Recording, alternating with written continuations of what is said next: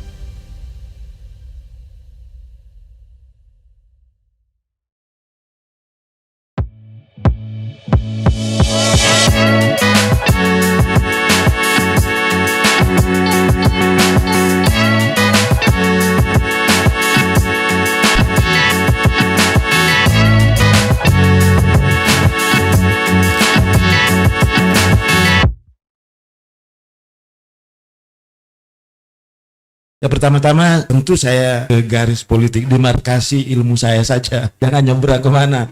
Misalnya sejarah, dalam ilmu politik itu sejarah itu adalah politik masa lalu dan politik itu adalah sejarah masa depan. Dan itu bisa bayangkan itu kalau sejarah masa lalu itu sudah hitam dan kalau tidak diperbaiki itu masa depan kita itu hitam dan itu pekerjaan politik. Itu tadi saya tidak mau mengarah ke sana. Jadi politik yang kita bicarakan sekarang adalah sejarah masa depan. Bisa dibayangkan kalau politik sekarang ini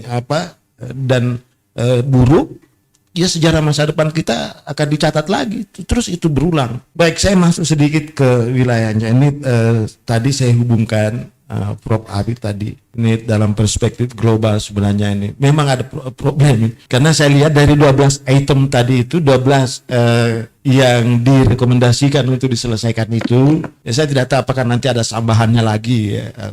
Besok rezim berganti, tambah lagi ya. Tolong disusul ini. Itu sudah final itu. Karena itu proses politik. Memang sulit disangkal bahwa satu yang bicarakan tadi dari awal masalah komunis tadi itu faktor eksternal, itu tidak bisa disangka. Ini bertemu sekali dengan faktor internal, yaitu tidak ada distribusi kekuasaan yang merata di level elit, di tubuh elit para pejuang. Jadi karena itu saya tidak pernah melihat Musakar itu pemberontak. Nah, saya melihat ada ketidakpuasan politik akibat distribusi kekuasaan yang tidak merata di level elit. Nah, karena itu hati-hati Pak bicara kekuasaan. Tolong misalnya gini, kalau jangan Anda selalu bicara akan berkuasa baru Anda tidak pikirkan saya, kan gitu. Kan itu yang sering terjadi itu. Anda sibuk bicara tentang kekuasaan baru Anda tinggalkan saya, kan. Ini power Pak. Bisa banyak apa kira-kira yang terpikir? Apa yang terpikir? Nggak usah lah saya tanya keluarganya ini. Apalagi tanya Bung Hatta. Saya saja itu. Kalau seandainya saya Hatta ditanya itu, Mulyadi bagaimana perasaanmu itu ditetapkan Soekarno jadi presiden seumur hidup? Saya bilang saya tidak terima dong. Masa saya wakil presiden seumur hidup? Jadi kalaupun itu penghargaan diberikan saya, tapi jangan diucapkan. Kesalahan-kesalahan seperti itu yang sering kita buat. Gitu. Nah, coba ini kita langsung aja ya, waktunya sedikit Bang Hersu ya. Waktunya sedikit. Ini pertanyaannya apa? Menyelesaikan masalah atau menimbulkan masalah baru ini? Jangan kayak pegadaian katanya ya. Menyelesaikan Padahal sebenarnya justru ada masalah lagi karena mau bayar juga itu. Kalau tidak diambil juga tebusan itu kan. Yang digadaikan itu jadi problem. Jadi, nah ini saya tidak melihat karena saya orang politik. Ketika saya melihat di depan panggung, saya juga melihat di belakang panggung. Gitu tadi. Nah ini ada pertemuan ketidakpuasan politik di dalam negeri ya dan keinginan politik global tadi. Ya waktu itu ya Pak, jadi perang dingin itu adalah kelanjutan dari perang dunia kedua. Ketika ada negara yang sudah ditaklukkan, nah itu masukkan ideologi itu. Nah disitulah pembelahannya tadi. Saya pikir sekutu itu tidak terpecah. Rusia itu tidak terpecah, Uni Soviet itu tidak pecah dengan Amerika seandainya tidak berbeda ideologi. Karena itu sudah bicara tentang daerah mana yang akan kita jadikan sebagai wilayah jajahan selanjutnya gitu. Iya. Ya, Anda komunisme, ya kan? Gitu. Saya kapitalisme. Dan pertarungan itu sampai sekarang terjadi. Nah, di tempat ini kan saya katakan tadi, liberalisme melahirkan kapitalisme, ya kan? Muncullah oligarki. Yaitu bertanda bahwa negara itu sudah diambil alih oleh kapitalisme. Saya katakan siapa? Musuh bebuyutannya. Komunisme. Komunisme itu tidak pernah tidur. Sebagai sebuah pemikiran ilmiah, bahkan akademik, komunisme itu sebenarnya tidak banyak menarik, Pak. Bagi dunia akademisi itu. Saya yakin hanya sedikit saja ilmuwan yang tertarik dengan komunis itu. Dari sisi akademik. Banyak celahnya itu. Tapi sebagai sebuah strategi, sebagai sebuah gerakan untuk melakukan revolusi, komunisme itu paling bagus itu. Itu Anda catat itu. Ya. Di dalam politik ya, komunisme adalah tempat persembunyian yang paling aman. Dan tempat untuk melakukan pembalasan yang paling hebat. Itu pernyataan politik saya. Ya. Karena itu tadi narasumber Forum API menyebutkan data itu. Koersi itu lebih banyak dilakukan oleh kekuasaannya adalah komunis. Kenapa? Karena dia berasumsi bahwa kita ini merebut negara dari kaum kapitalisme. Karena itu kita harus rubah negara ini menjadi negara komunis. Karena negara komunis pasti kekuasaan itu harus represif. Kalau tidak oposisi kan. Nah, saya kira dari sekian banyak itu ya saya kembali lagi ke judul ini, jangan terlalu kelewat saya.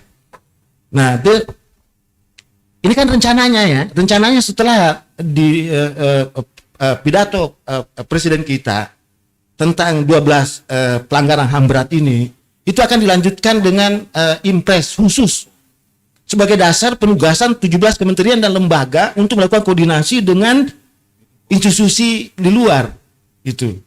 Itu nanti itu. Dan kemudian kalau tidak salah ini informasi di belakang panggung. Presiden sendiri akan mengunjungi ke daerah-daerah tertentu nanti. Ya, daerah-daerah yang menjadi korban. Ada beberapa daerah disebut seperti Lampung, ya, seperti Aceh. Tapi yang menarik, ya, ini akan mengumpulkan korban juga di luar negeri yang kebanyakan di Eropa Timur. Itu belum dijelaskan di mana tempat pertemuannya. Nah, karena dari 12 itu saya tertarik dengan komunisme juga, bicara komunisme ini. Nah, ini kenapa? Ini tidak mudah penyelesaiannya tuh. Kenapa tidak mudah penyelesaiannya? Karena nanti yang implikasi yang pertama adalah terjadi rebutan aku. Aku yang korban. Aku yang korban. Karena itu ada lagi lawannya mengatakan, aku juga korban. Jadi bukan menghindari, tidak ada. Ini kayak borok ditusuk lagi jarum itu. Ya kan? Karena berbicara ini itu berbicara tentang hak korban, Pak. Nah, pemulihan hak korban kan, kalau pemulihan hak korban itu adalah bicara keadilan. Nah, Bapak bisa bayangkan itu tadi. Ya. Presiden akan membentuk impres menjadi dasar 17 kementerian dan lembaga untuk melakukan kerjasama di eksternal. Kemudian dia akan kunjungi dalam negeri, di luar negeri. Kemudian akhir bulan sebelum bulan Maret kalau tidak salah sebelum akhir bulan ini akan ada pembentukan satgas. Ya, semacam satgas khusus untuk mengevaluasi dan memantau tadi item-item yang ditawarkan oleh tim yang dibentuk ini. Dan yang khusus untuk penyelesaian yudisial itu Presiden meminta kejaksaan berkoordinasi dengan Komnas HAM. Ini juga problem secara politik.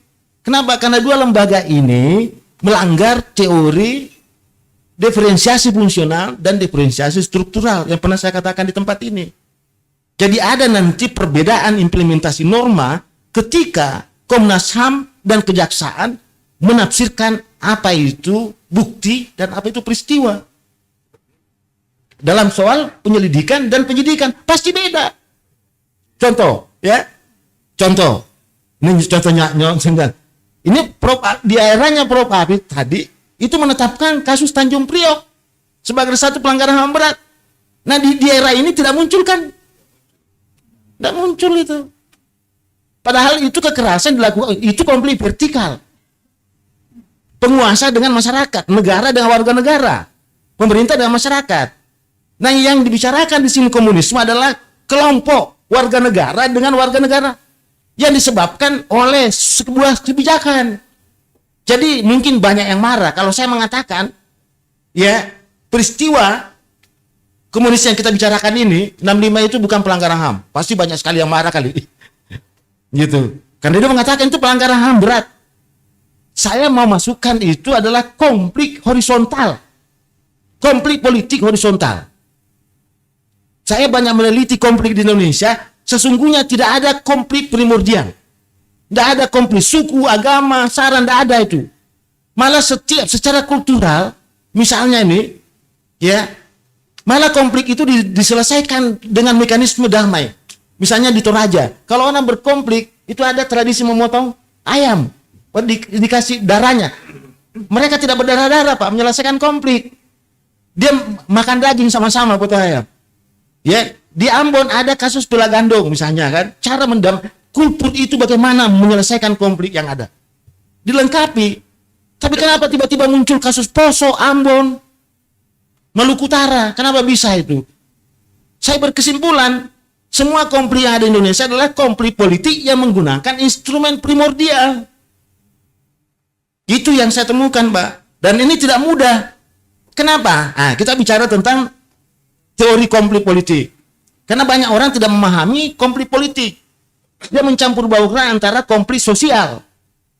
Konflik politik itu pertama, ada dua kelompok yang berkonflik. Kelompok. Bukan elit yang berkonflik. Kelompok yang itu. Yang kedua, dia dipicu oleh kebijakan politik. Gitu. Karena itu tidak bisa diselesaikan dengan mekanisme yudisial, hukum. Tidak bisa diselesaikan. Memang dalam penyelesaian dalam teori konflik, penyelesaian, model pendapat pengadilan memang yang terakhir. Tapi dendam itu ada di dalam diri. Dalam penyelesaian konflik, teorinya itu yang pertama itu ada namanya pendapat internal. Kedua pendapat ini harus disamakan. Dua kelompok berkonflik ini didamaikan dengan, tapi ingat ada syaratnya satu, namanya mediator. Dan tidak mungkin pemerintah menjadi penengah. Tidak mungkin. Kenapa? Karena konflik politik disebabkan oleh kebijakan. Pemerintah sudah terlibat di dalamnya. Jadi tidak mungkin dianggap adil. Itulah sebabnya separatisme Aceh itu diselesaikan dengan juru damai dari luar. Konflik Poso menggunakan Yusuf Kala, bukan negara itu. Gitu. Karena dia harus menyediakan satu mekanisme. Ketika pendapat internal tidak tercapai, maka ada pendapat gabungan. Model ini model-model penyelesaian konflik. Ada model pendapat internal, ada pendapat eksternal, ada pendapat gabungan, dan ada pendapat model dominan. Nah ini saya kira saya tidak mau terangkan dijelas. Tetapi mekanisme yang dipakai oleh penguasa sekarang, rezim sekarang untuk menyelesaikan itu, saya baca dari depan panggung ke belakang panggung, ya justru menimbulkan masalah. Masalahnya di mana? Yaitu tadi, akan banyak muncul, saya juga korban. Saya juga korban. Aku juga korban. Akibatnya rebutan aku. Ya kan? Nah, yang jadi problem adalah siapa yang mengorbankan Anda? Itu nggak ditemukan itu. Siapa pelakunya? Siapa yang mau dihukum? Gitu itu. Itu kan, ini dalam politik. Gitu tadi. Nah, yang kedua, ya, yang korban ini pasti akan menuntut rehabilitasi, Pak. Anda bisa bayangkan. Ya, ke depan nanti ketika komunis dikatakan korban, ya, orang-orang yang penganut komunisme dulu dikatakan korban, maka dia bisa meminta bahwa seluruh sejarah dirubah. Karena merugikan saya. Bapak mau merubah semua sejarah-sejarah. Itu salah satu implikasinya, Pak. Dan dia akan minta nanti, dirikan saya monumen. Dirikan saya monumen sebagai bukti kekerasan itu. Itu terus diperingati lagi. Lubang buaya tutup aja gitu. Iya, pasti itu. Lubang buaya tutup. Semuanya itu. Film dilarang.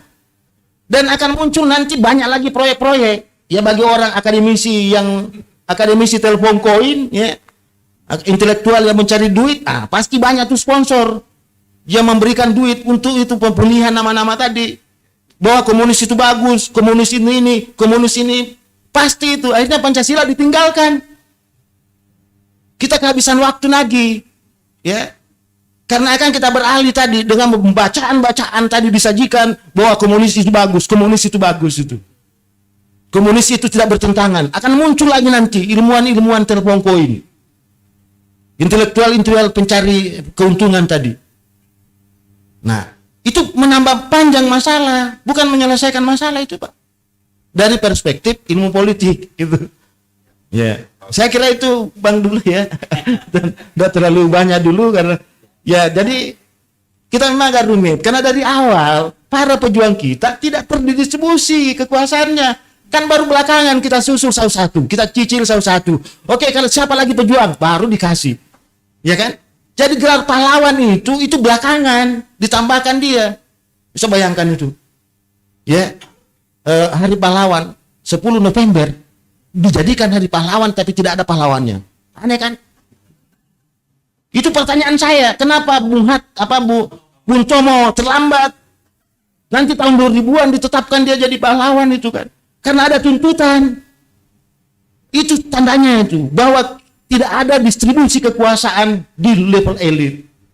Saya baca baik-baik bukunya itu, bukunya catatan tangannya itu Karl Musakar itu. Ya, itu sebenarnya kepedihan itu, Pak. Dia mengatakan begini, tidak ada gunanya saya berjuang. Tidak ada gunanya Indonesia ini.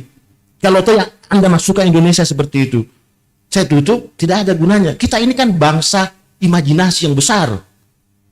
Yang bangsa asli itu ya bangsa Jawa, bangsa Sunda, bangsa Batak, bangsa Bugis. Itu bangsa asli. Kita turunkan derajatnya menjadi suku.